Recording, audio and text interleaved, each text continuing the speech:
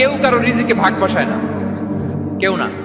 আমরা অনেকে মনে করি যে আমি ওকে দিলাম, ওকে খাওয়াইলাম, আমি বোধহয় খাওয়াইলাম। না, সে আপনারটা খায় নাই, সে তার রিজিকই খেয়েছে।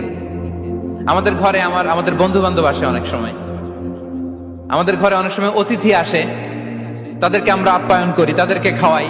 আসলে সে আমারটা খায় না, সে কারটা খায়? তার নিজেরটাই খায়। বিষ্ণু ইসলাম এটা খুব সুন্দর করে বলেছেন। ওনার কাজিন চাচাতো ভাই আব্দুল্লাহ ইবনে আব্বাসকে একদিন অনেক নাসিহা করছিলেন। করতে করতে এক পর্যায়ে তিনি বললেন, ওয়া আলাম, ইবনে আব্বাসকে বলছেন, ওয়া আলাম আন্না মা আসাবাকা লাম ইয়াকুন লিইখতিআক ওয়া মা আখতাআকা লাম ইয়াকুন লিইউসিবাক। আব্দুল্লাহ, জেনে রেখো, যেটা তুমি পাওয়ার এটা তুমি কোনোদিন হারাবা না।